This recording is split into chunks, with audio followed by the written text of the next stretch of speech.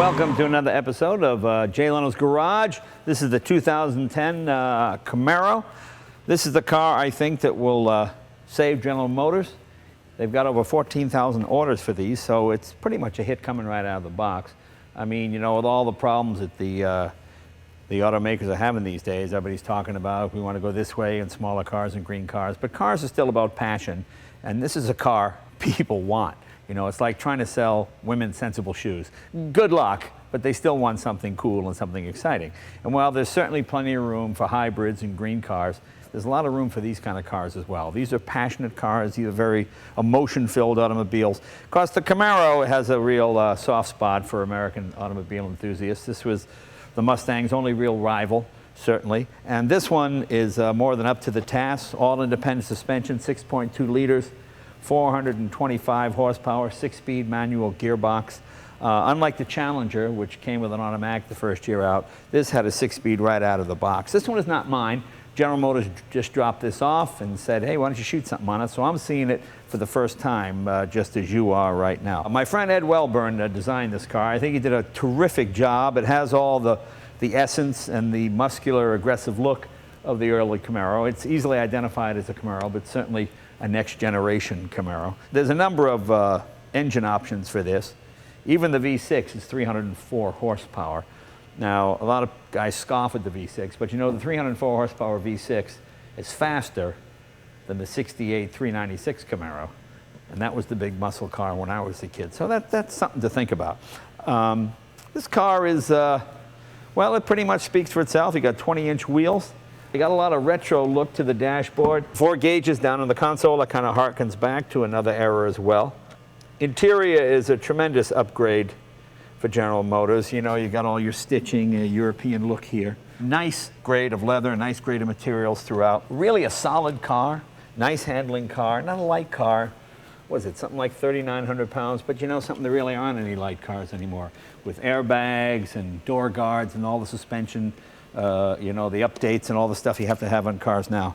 Cars are just a lot heavier, but of course, they're a lot safer. I mean, I see guys that got killed in cars when I was a kid would walk away from the same accident today. So that's a tremendous advancement right there. Let's open the hood. Pretty clean underneath. Not like the old days, we'd take off the air cleaner and see those 2 big 4 barrels, but those days are gone forever, so don't worry about it. In some ways, it's better. These cars are cleaner, more fuel efficient, and pretty good gas mileage, 23 miles to the gallon.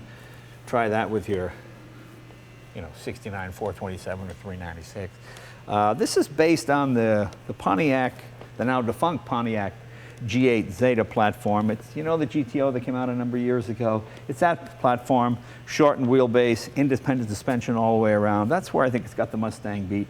Probably a better handling car. You don't have a live rear axle like the Mustang does. All independent, just like the Corvette. In fact, this is probably as close to a Corvette as you're going to get in terms of performance. Nice European look under the hood as well. Isn't like the 70s and 80s when you had exposed wires and things hanging all over the place. Everything is nicely ducted, as you can see. I'm not sure what the price of this car is. It's somewhere around $30,000, which is pretty good. I mean, that's 425 horsepower. To get that in a European car, you'd probably have to go to over $100,000. Let's open the trunk, see what that looks like. All right, trunk is trunk is actually pretty deep. You could get a body in there if you had to, but you don't want to do that because that would be wrong. All cars have to have this now. In case you do put a body in the trunk, they've got to be able to pull that and pop out. So if you have any friends in the mob, you might want to tell them about that because the guy's going to escape. A little bit of a spoiler here and back. I think it's a great looking car. And I'm sorry this isn't as technical as some of these normally are, but just got this car here for the first time and I'm anxious to drive it, so we'll take it on a test drive in just a second or two.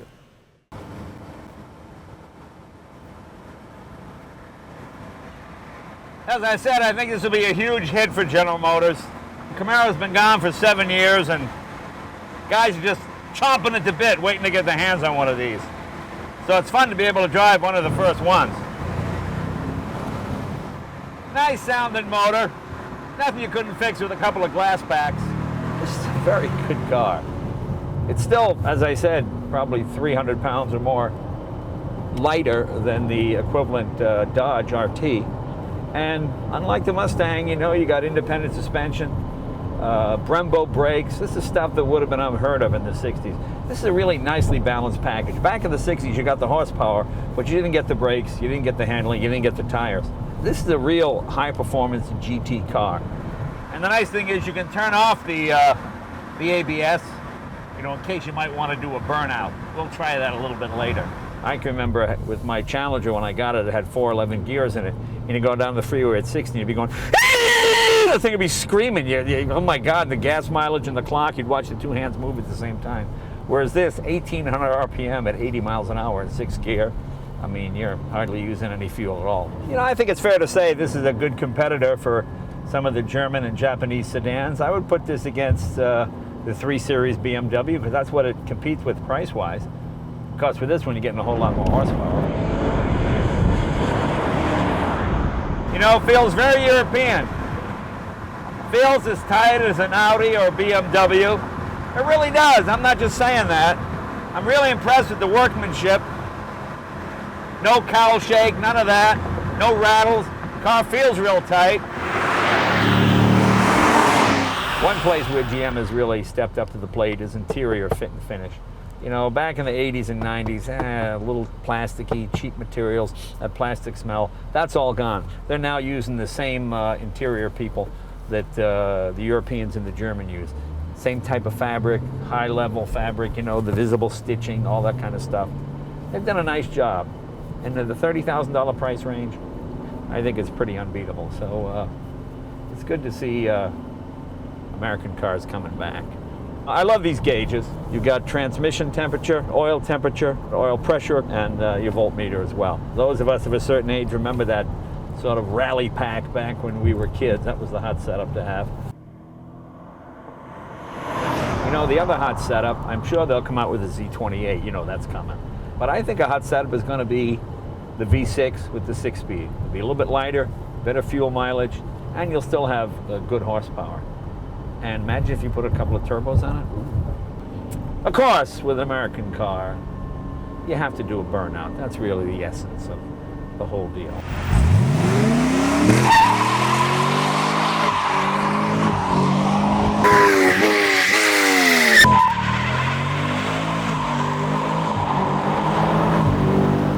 Ed Welburn is the designer of this car, and this is his baby, and I think he's done just a wonderful job. It's really captured the spirit and the essence of the original Camaro, but in a totally new way. I mean, there's not a body panel on this that you could actually compare to the original Camaro, yet it looks similar. You can see the family resemblance.